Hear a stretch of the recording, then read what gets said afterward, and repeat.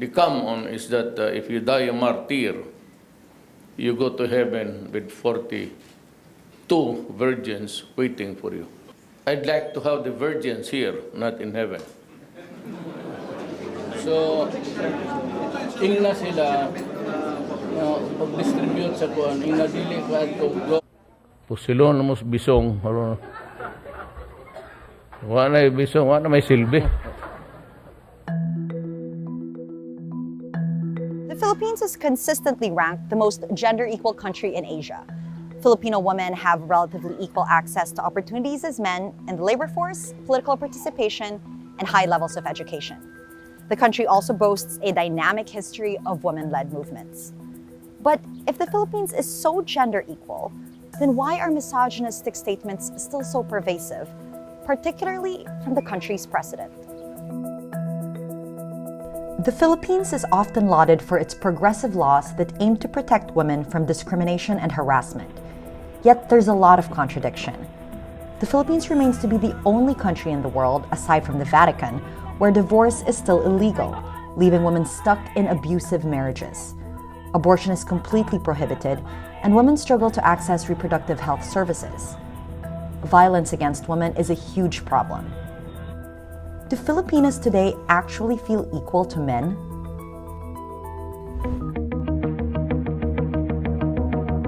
Asia's future is now. It's making massive strides in its economies, human development, technology.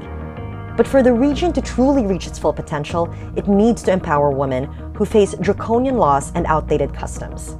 I'm Natasha Gutierrez. In this series, I meet the women who are directly impacted by these barriers. Why are we still so unequal?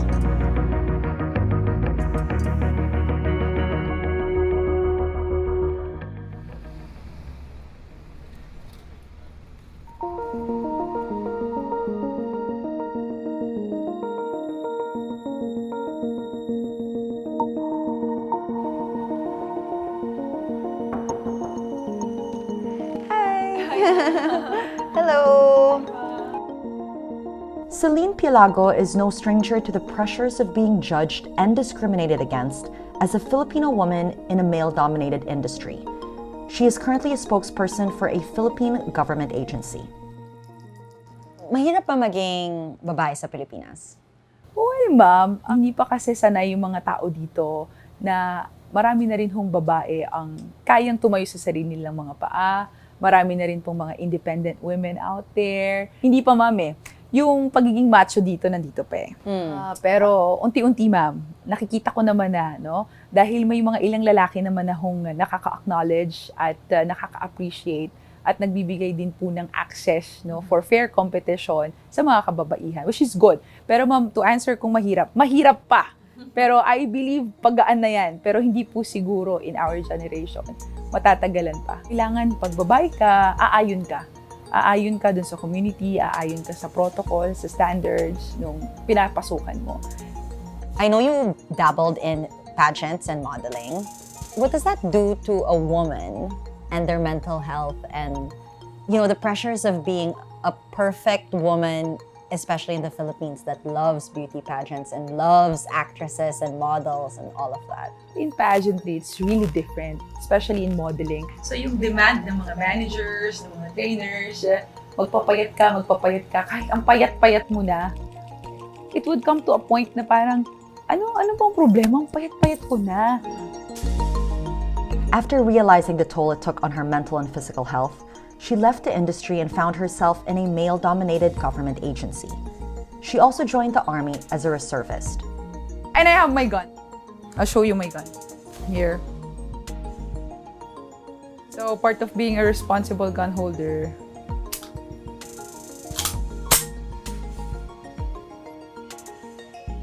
it's my gun. Nice na. And I have so many.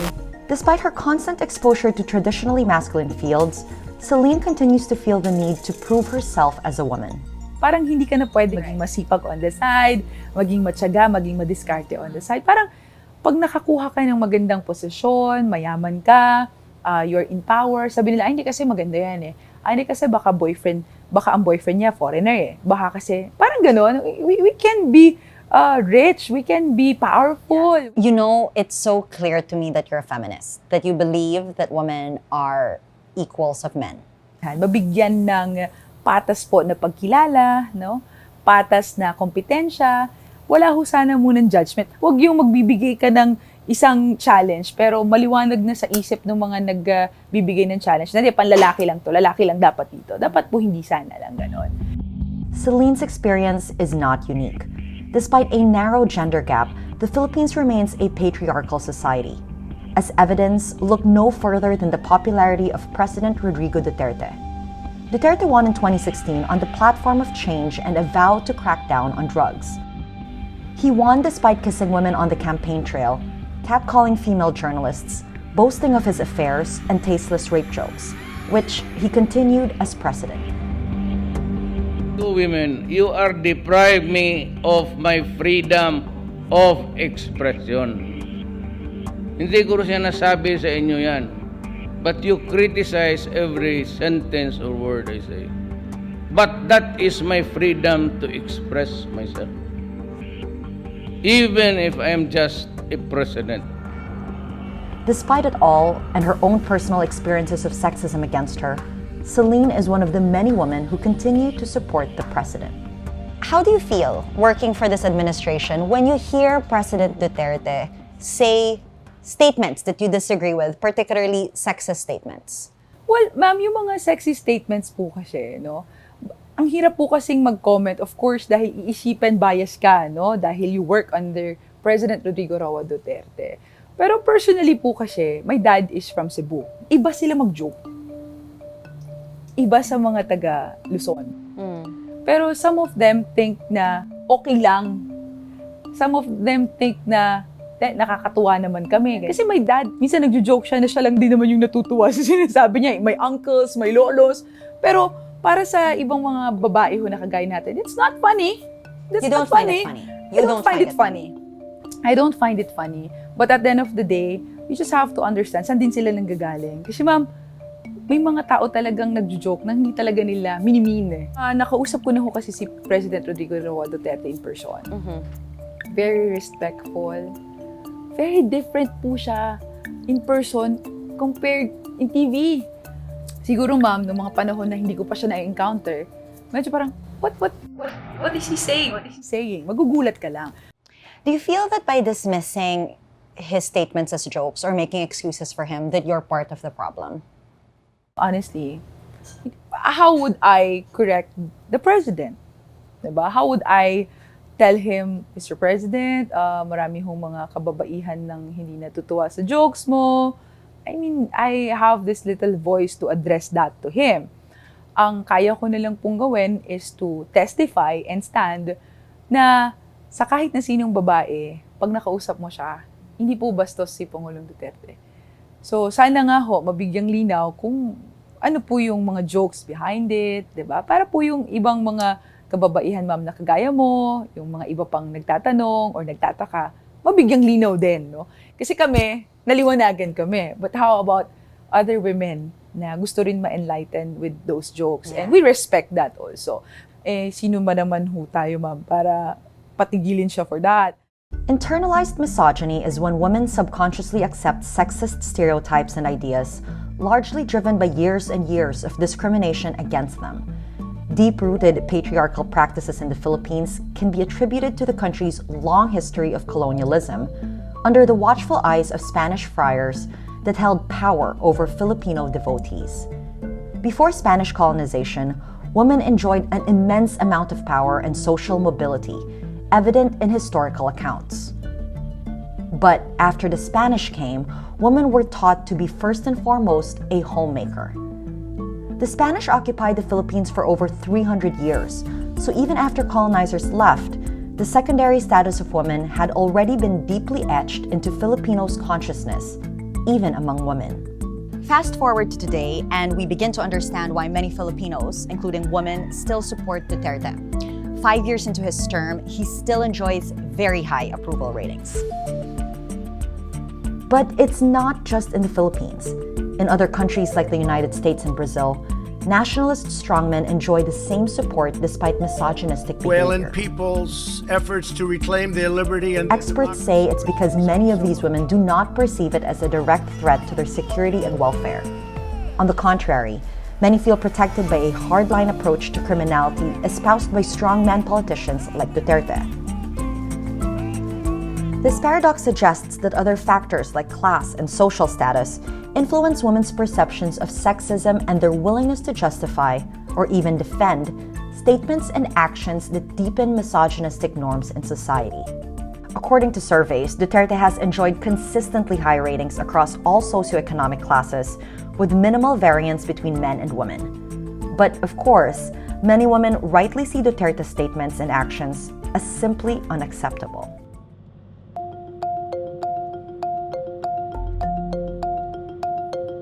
I'm on my way to meet Marie Dinglasan, a store vendor who went viral for a Facebook post last year wherein she ranted against the government and its supporters. Mga tanga talaga tong mga supporters na to, mga DDS na to, tanga! Kung hindi nyo sinusuportahan ng katarantaduhan, wala! Hindi tayo magkakaganyan. Putang ina nyo.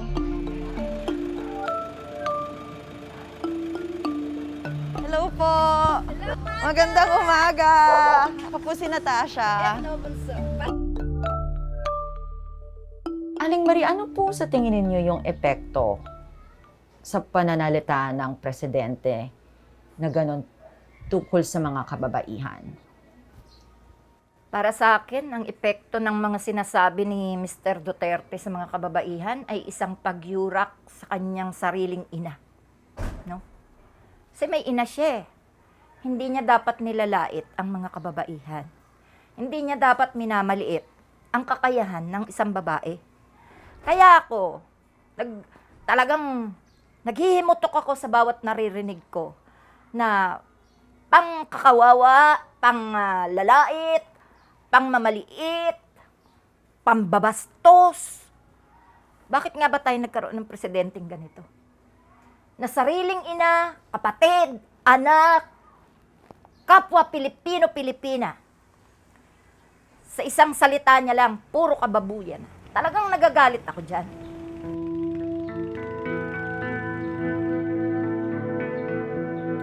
Bakit ang daming matitinong magiging ama ng bansa na may pagmamahal lalo na sa mga kababaihan, ay bakit yan pang naging ama ng bansa natin? At bakit po sa tingin ninyo na ganon po siya karaming nagsusuporta?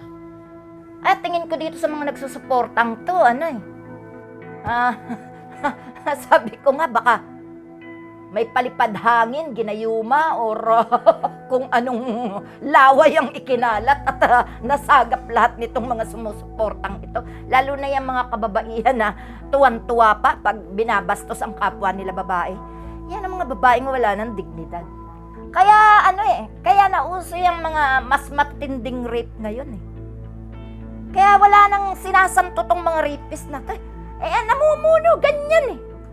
Kung mambasto sa kapwa Pilipino, babae, wala na. At so sa tingin niyo po, yun po yung epekto ng pananalita niya? Yan ang bunga ng mga pananalita ni Mr. Duterte sa mga kababaihan. Naging makulay yan sa mga gumagawa ng kahayupan, no? Women activists agree that Duterte's persistent statements create a dangerous environment for women. In 2018, the Philippines was part of the top 10 gender-equal countries in the world. A year later, the country slid 8 places. In 2019, more women were physically and sexually abused. Online sexual harassment is also on the rise, according to the Philippine Commission on Human Rights. Aling Marie, anong klase po bang mga komento ang nakukuha mo, natatanggap mo sa Facebook or online na inaatake ka ba bilang babae? Oo. Sabi nung kesyo, matandang walang utak, mamatay ka na, ganyan-ganyan, sabi ng mga DDS. Kung lalaki ang bumabatikas na yan kay Pres Duterte, puro death threat ang ipinadadala nila. Ngayon, sa mga babaeng lumalaban, puro kabastusan, puro kahahayupan ng bibig. Paano yung mga kaapu-apuhan ko? Yung mga anak ko na magsisilaki, paano kung wala na ako? Ang mga anak ko ay nandyan. kung hindi ko ipaglalaban na sana'y tumino ang bansa? Paano kung manatiling kawalang hiya ng umiiral sa bansa? Paano na ang mga batang sumisibol pa lang?